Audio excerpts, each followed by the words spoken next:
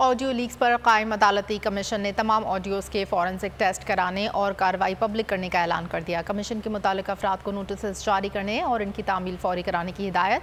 Commission ने audio leak से मुतालिक तमाम अफराद के नाम, राब्ता नंबर और पते भी मांग लिए। कमीशन ने कार्रवाई की तहरीरी ऑर्डर जारी कर दिया। लीक्स की तहकीकात के लिए जुडिशल कमीशन की कार्रवाई का आगाज। कमीशन ने वफाकी हुकूमत को तमाम मवाद बुध तक फराहम करने की हिदायत कर दी। जुडिशल कमीशन का पहला इजलास कमीशन के सरबराह और सुप्रीम कोर्ट के सीनियर जज जस्टिस काजी फाइज ईसा की सदारत में मुनक्किद हुआ। कमीशन ने अटॉर्नी जनरल से तमाम ऑडियोज के ट्रांसक्रिप्ट तलब कर लिए। ऑडियोज में शामिल तमाम अफराद के नाम, पते और राब्ते नंबर्स भी तलब कर लिए गए। कमीशन ने अटॉर्नी जनरल को तमाम रिकॉर्ड 24 मई से पहले जमा कराने की हिदायत की। जस्टिस काजी फाइज ईसा ने कहा है कि कमीशन सिर्फ हकाइक के तयन के लिए कायम किया गया है। वो किसी जज के खिलाफ कोई कार्रवाई कर रहा है ना करेगा। कमीशन को इख्तियार है कि ताबून ना करने वालों के समन जारी कर सके। अवाम से मालूमात फराहमी के लिए इश्तिहार जारी किया जाएगा। अगर दरखास्त आई तो कमीशन कार्रवाई के लिए लाहौर भी जा सकता है। जस्टिस काजी फाइज ईसा ने कहा कि सुप्रीम जुडिशल काउंसिल के दायरे अख्तियार में मदाखलत नहीं होगी। तमाम गवाहों की न सिर्फ इज्जत करेंगे बल्कि जवाब में इज्जत की तवक्का भी करते हैं। कमीशन ने मुतल्लिका अफराद को नोटिस जारी करने और उनकी तामील फौरी कराने की हिदायत की और मजीद कार्रवाई 27 मई तक मुलतवी कर दी।